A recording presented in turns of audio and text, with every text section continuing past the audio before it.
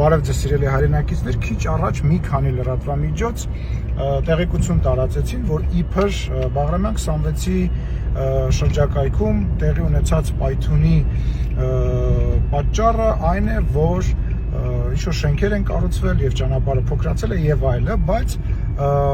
ուշագրավը ինչն էր, որ ինչ-որ մարդիկ, իբր ինչ-որ մարդիկ եւ ինչ-որ մարդիկ իրականում ես տեսանյութներ տեսա, ասում են, որ այդ շենքերը պատկանում են ինձ եւ ես այդ շենքերի հետ կապ ունեմ, ինչ-որ դա իմ շենքերն են եւ այլն։ Հիմա մենք գնում ենք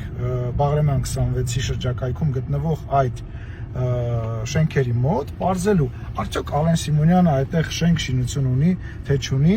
եւ վերջիվերջո ում են պատկանում այդ շենքերը այդտեղ կառուցվող։ Եթե այն սեփականատերերը, որոնք որ կտեսնեն այս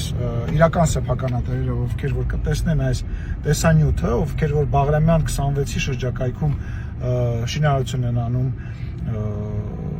տեսնեն այս տեսանյութը, ես իրենց խորհուրդ եմ տալիս, որ իրենք նույնպես գան Բաղրամյան 26-ի շրջակայքում գտնվող իրենց շինությունների մոտ, որովհետև ես հետամուտ եմ լինելու, որպեսզի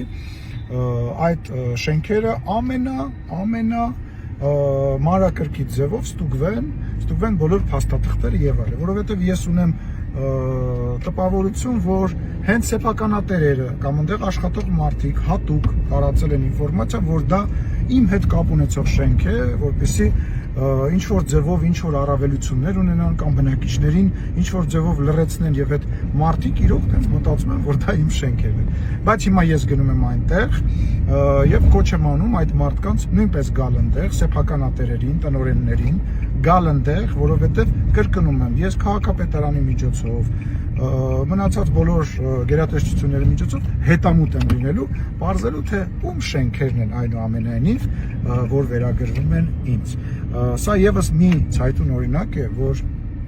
տեսեք հասարակ բան, հա, եթե մեքենայի դժբախտ պատահարը տեղի չունենա, այդ մարդիկ տենց էլ մտածելու էին, որ դա